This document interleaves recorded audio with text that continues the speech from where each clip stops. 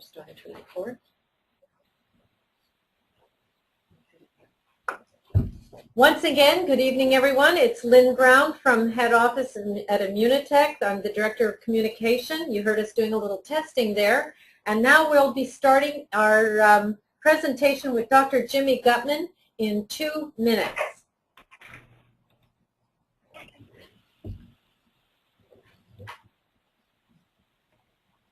We notice people are signing in and we're getting a fantastic attendance. We just finished the French call. That call went very, very well with a lot of attendance. So we can see that this is a very important topic and a very important presenter. Dr. Gutman, are you standing there waiting to get started? I sure am. Okay, great.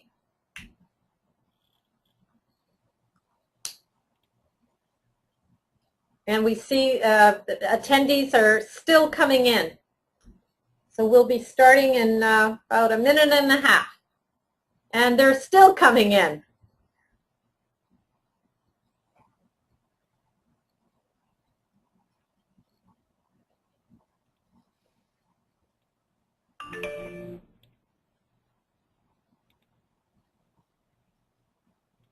Okay, we've started recording.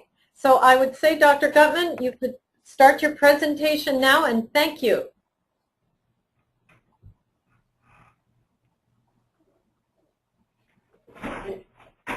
Are you ready to go, Dr. Gutman?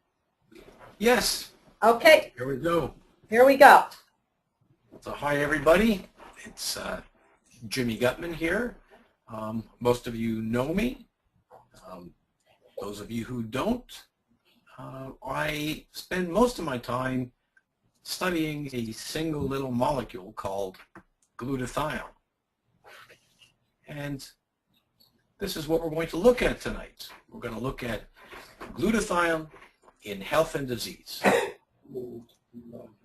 Now, for many of you, glutathione may be a strange and wonderful word, but if you go out onto the street and ask anybody if they've heard about glutathione, most of them will look at you funny and wondering, what are you talking about? Well, this is going to be changed in the next couple of years. When we first started doing our research on glutathione about 40 years ago, really only a couple dozen good articles written on glutathione. But as of this year, in February 2012, we passed the landmark.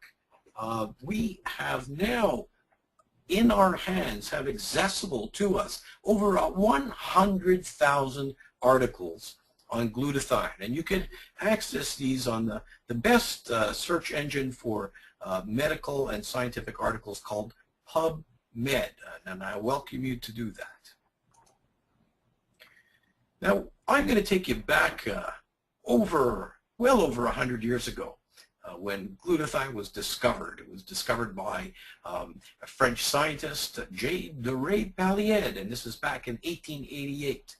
And he didn't name it glutathione, but he called it and considered it coincident with the origin of life. And the reason why he did that is because every living tissue that he looked at, whether it was from a human, an animal, an insect, or even a plant, contained this glutathione. So he knew that it was essential to life, but didn't call it glutathione.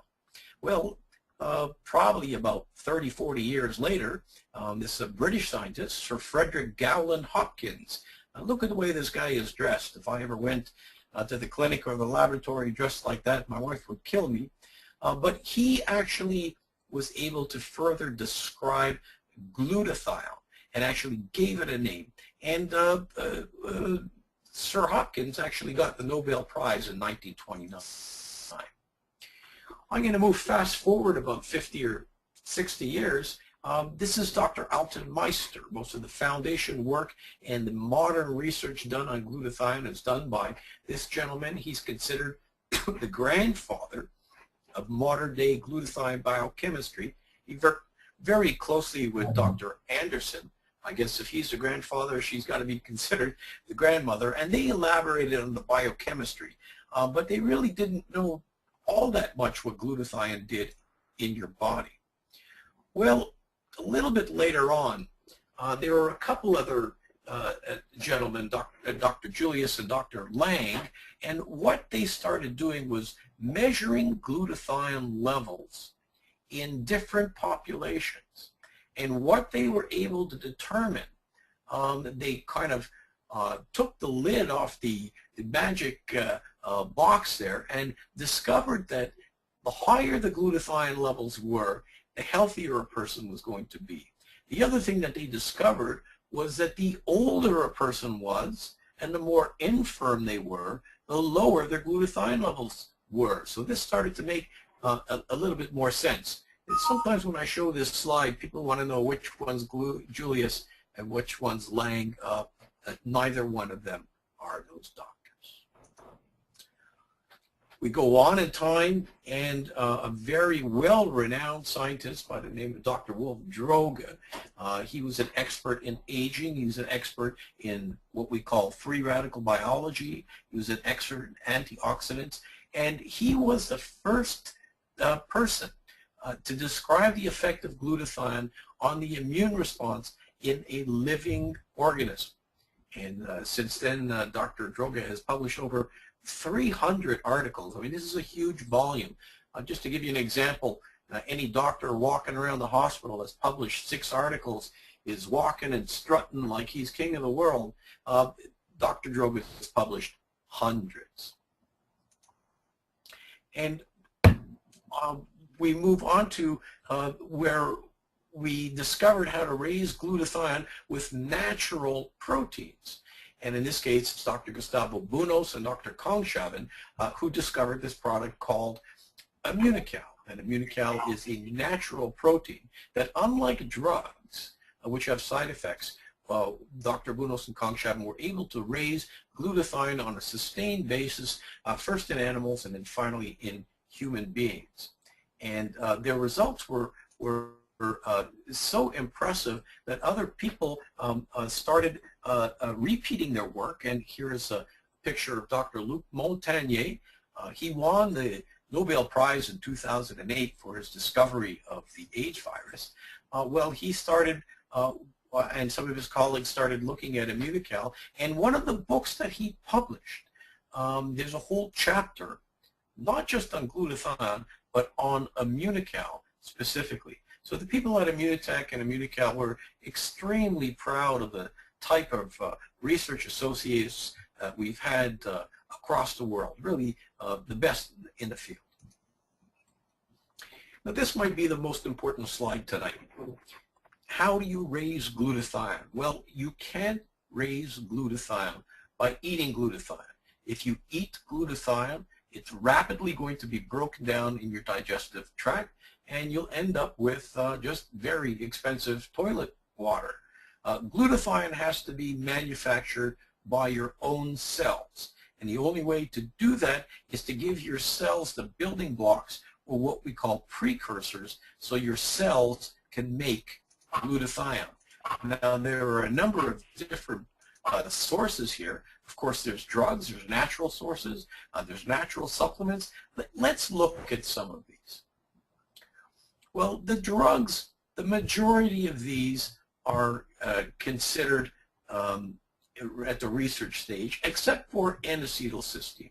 N-acetylcysteine is probably the most commonly used drug to raise glutathione. N-acetylcysteine is really a fantastic drug. I use it myself in the emergency department if I've got to take care of somebody with a nasty overdose or with fulminant liver failure. But the problem with NAC, or N-acetylcysteine, just like so many other drugs, it's got a bunch of side effects. And people who receive N-acetylcysteine generally don't feel very well. But I'd rather have a sick person than a dead person. The other problem with the N-acetylcysteine is that it only lasts a couple hours, what we call a short half-life. So if you give it to a patient, it's gone in a few hours. So the only way to raise glutathione with N-acetylcysteine on a sustained basis is to give it to them multiple times during the day. And if it made them feel sick the first time, it's going to make them feel 5 times as sick the 5th time. Now, of course, the best way to raise glutathione is with natural foods. But this is becoming very, very difficult these days. Here we have a picture of a gentleman in the far north. They've just chopped up a whale, and fresh and bloody, he's eating it. Now, one of his cousins back in the city has ordered a nice hamburger at a fast food joint. Now, this might look more attractive to you and more palatable, but trust me, this fresh raw meat is far healthier and contains glutathione precursors. This doesn't. Now, unfortunately, we don't eat like that anymore. We can use vegetables. Well, the vegetables have to be raw. If you cook vegetables, you destroy the glutathione building blocks. You destroy the precursors. Now, why do I have a truck with vegetables? Because these days, that's how much vegetables you're going to have to eat to get a decent amount of glutathione precursors. What we've done to our soils, what we've done to our plants, you know, the cauliflower that you're going to pick up at the farmer's market this weekend is not at all like the cauliflower that your mom put on your plate when you were a kid. Eggs, but again, the eggs have to be raw, and eating raw eggs carries a serious risk. Here in Quebec, where I'm doing this broadcast from, probably a third of the eggs, if you were to culture them, would culture positive for salmonella. So for health reasons, it's important to cook our eggs. We cook our eggs and we kill the glutathione precursors. Raw meat is another one. It's finally summer. We're going to be barbecuing. And if you like to barbecue your meat where it's still kind of red or blue inside, well, you're going to be getting some glutathione precursors. You're also probably going to be getting far more cholesterol and fat and toxins and steroids and pesticides than you want to. So eating raw meat, that's a little limiting. If you like having sushi, well, you can eat sushi every meal. You will raise your glutathione, but you'll probably also go broke. The best source of all for glutathione precursors is human mother's milk. Very, very easy to get once in your life. And of course, you can get glutathione precursors from animal milk too. Here we see some cow's milk. But again, the milk must be raw. And in most of Canada and most of the United States, raw milk, it's even illegal to sell raw milk. You see, milk, if it stands for too long, has a risk of bacterial overgrowth. And the way to prevent bacteria growing in milk, well, what do? You pasteurize it. What is pasteurization? Pasteurization is heating, and as we said before, if you heat these sensitive building blocks, they just don't work very well. And what Immunocal does, it actually does use cow's milk. It is very, very fussy about the cows we use. Right now, we're only using one herd in all of North America. It comes from a state where the pollution levels are extremely low.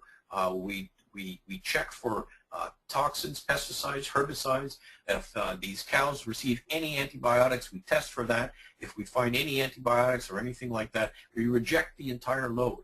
And just to give you an idea how concentrated this is, well, if you want to try to do this by getting raw milk, you would have to park yourself underneath a cow for like 2 weeks to get what you're going to find in a box of Immunocal. It takes over 500 liters. That's like 125 gallons to make a kilo of this particular whey protein isolate. And what about natural products? Well, we already told you that oral glutathione, that just doesn't work. Lots of studies have shown that if you eat glutathione, it doesn't raise glutathione. Cysteine is an important part of glutathione, but if you just eat cysteine, and you could find cysteine supplements, they're no good either. If it's a free amino acid cysteine, it becomes rapidly oxidized and in fact can make you ill. The cysteine has to be part of a larger protein. Methionine, some people have heard of methionine, an essential amino acid, is a glutathione precursor, but it's also a precursor for homocysteine. Homocysteine is a risk factor for cardiac disease, so we don't use that. Melatonin will raise glutathione in the brain a bit. Lipoic acid will work for a short while but then backfire. All of you people who practice natural medicine and herbal medicine know that milk thistle can raise glutathione levels a little bit. The active ingredient in milk thistle is silymarin. But really, we need to get to what we call a patented whey protein isolate, whereby we're able to take the specific proteins out of milk, keep them in a undenatured state. In other words, avoid heating, avoid mechanical damage, and then you've got yourself a glutathione precursor. Now, glutathione, you know, if I were to speak to a group of doctors, I would talk about a dozen different things that glutathione does inside of your cell, most of which would put you to sleep in 5 minutes. But tonight, if you can remember 3 things represented by the word AID, well, then you'll have 95% knowledge of what glutathione does. A stands for antioxidant, I stands for the immune system, and D stands for detoxification. Let's look at antioxidants. Well, we all know about antioxidants and their importance in literally hundreds of disease processes. This is so important that a whole new field of medicine has started just looking at antioxidants in health. We call that free radical biology. Well, if we're going to be talking about antioxidants, we also need to talk about oxidants. We need to know what oxidation is. If you leave a bunch of metal or nails outside for a couple of weeks, they're going to rust. This is oxidation. If you leave a tub of butter out in the sun, it's going to become rancid. This too is oxidation. What happens when you cut an apple in half and leave it on the counter? It turns brown. Also oxidation. Well, am I saying that we're rusting, getting rancid, and turning brown? Actually, yeah, that's what I'm saying. Now, if you look at the back of this older woman's hand, you'll see these dark spots, which people call liver spots. Well, it's not an accurate name, and it's nothing to do with the liver, but it has everything to do with the fact that this woman's tissues are oxidating. They're turning brown, rancid, and rusting. Now, do I really care that she's got spots in the back of her hand? Not so much. But the same process is taking place in her brain, in her heart, in her liver. So we've got to do something about it. And this is what free radical biology is all about, the study of antioxidants and oxidation and what we can do. And there are literally hundreds of different disease processes where antioxidants can either prevent or even treat a problem. So oxidation, how does this take place? Well, if we're breathing, if we're eating, if we're exercising, if we're alive, we produce a toxic molecule called a free radical. It's kind of the pollution that's produced by your cell.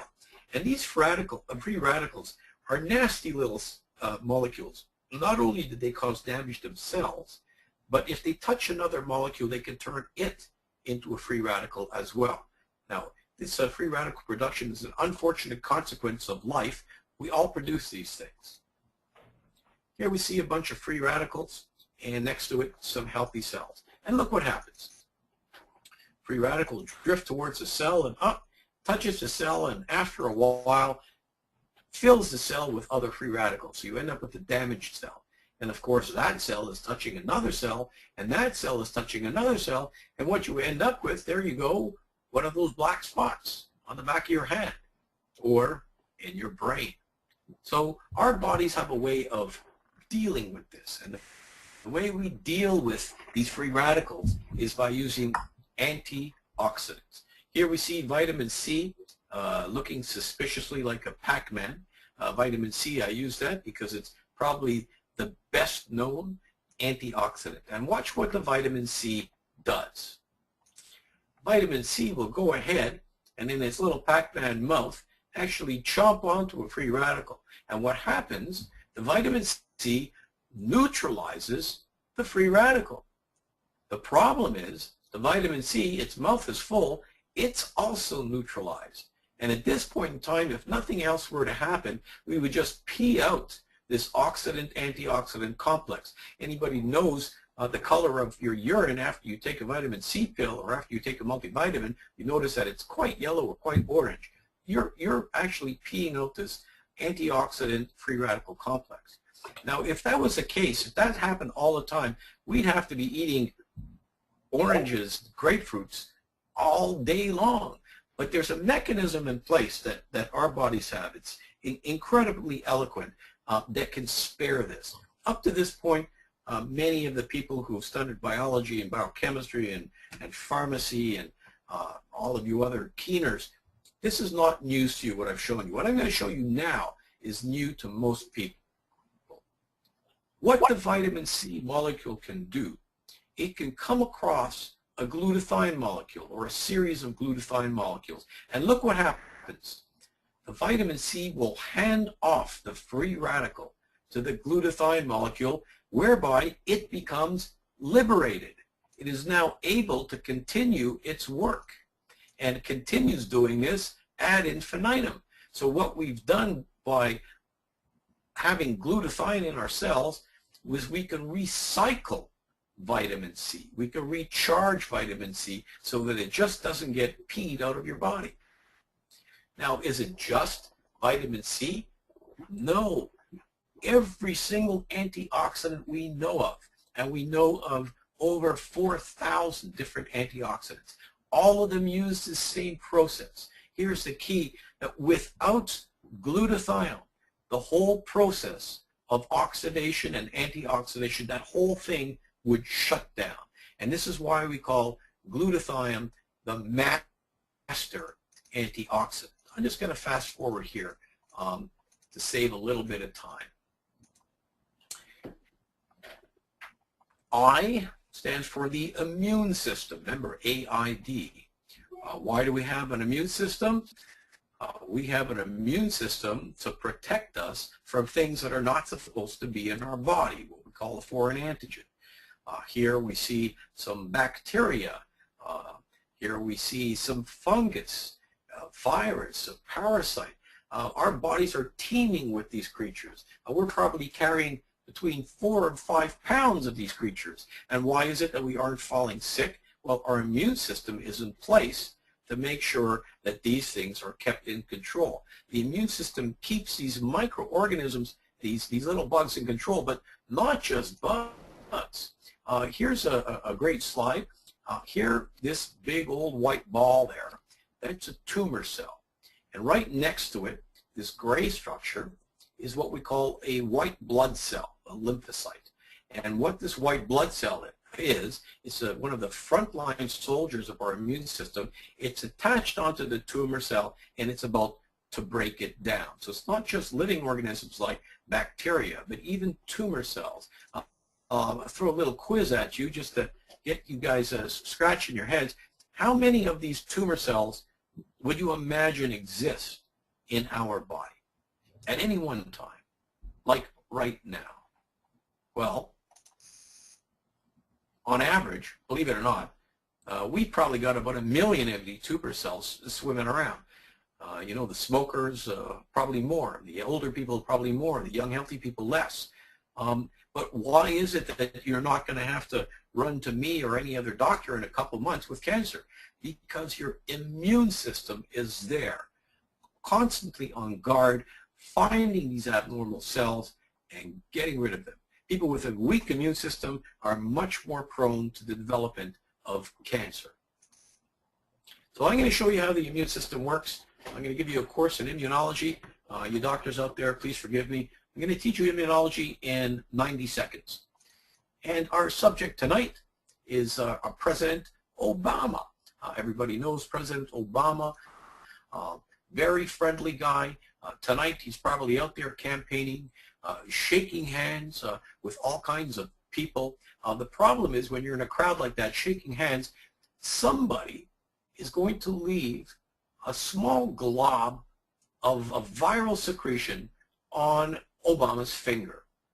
And then Obama is going to either rub his nose, scratch his eye, touch his ear, and this gives that viral particle the opportunity to enter into his bloodstream. And you see very quickly surrounded by those frontline soldiers, those white blood cells that are going to seek and try to destroy this viral particle.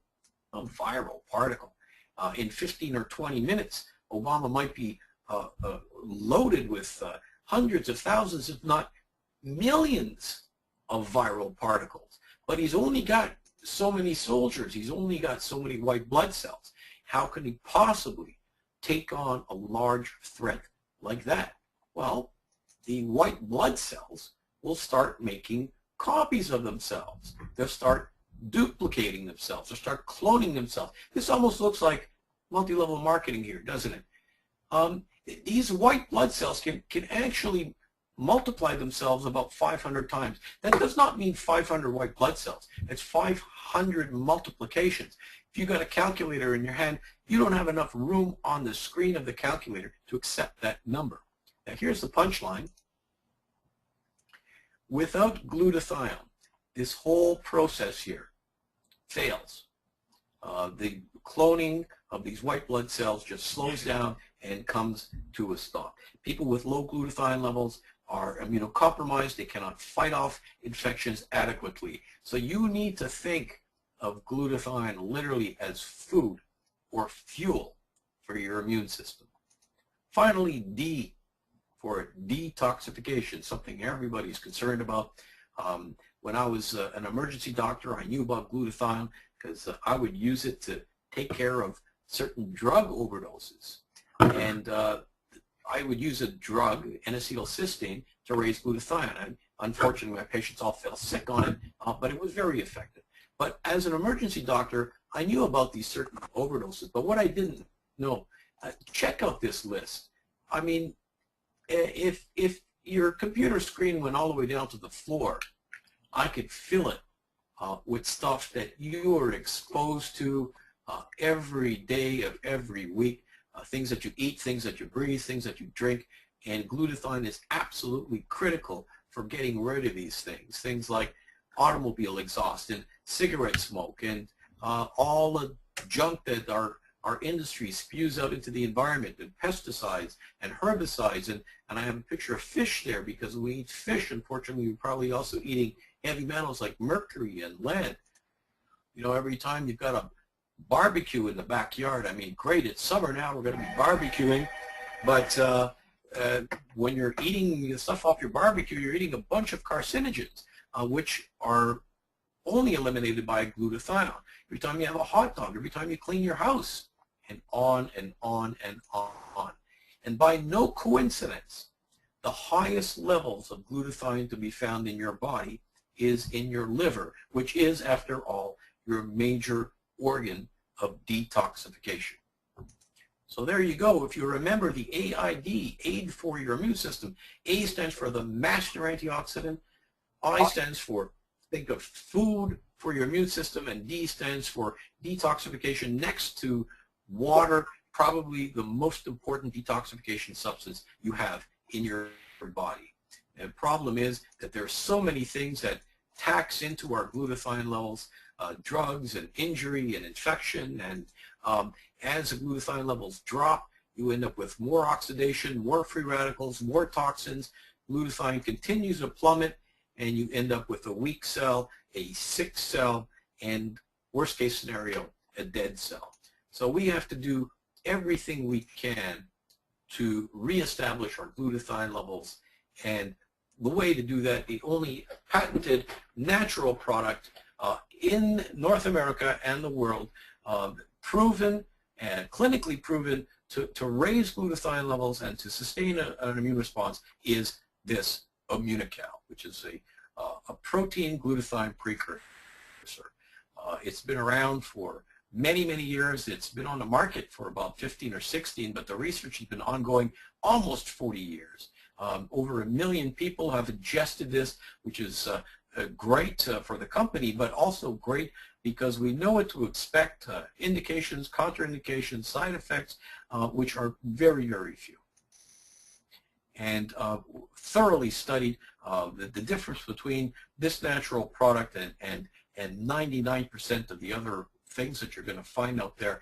We actually have published clinical articles written specifically on the product Immunocal. We're not talking about an area in general. We're talking about studies done with this specific product, not just in a test tube, not just in a mouse, not just in a rat, but in humans, in large studies, in what we call double-blind, placebo-controlled studies.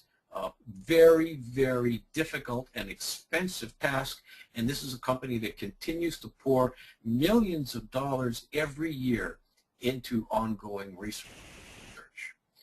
You can find Immunocal in either one of these two books. This is an American book called a PDR, Physician's Desk Reference.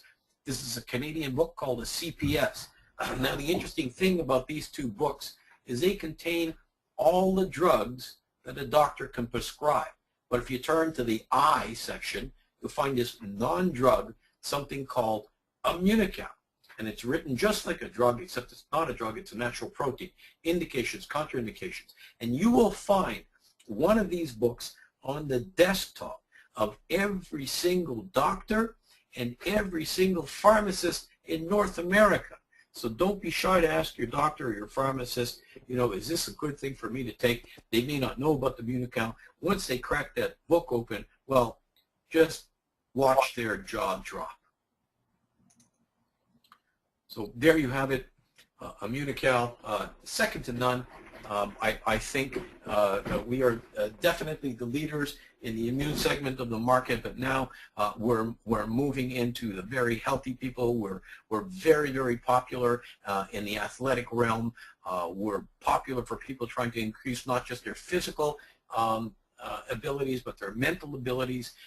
There isn't a single person in the world that cannot benefit by taking this product, this very, very important and rare glutathione precursor we call Immunocal. So hopefully somebody out there has picked up some information tonight. I hope you've learned something, maybe been entertained a bit, and with all that, I'm going to wish you good health, and I'm going to hand the reins back over to Lynn Poole-Brown.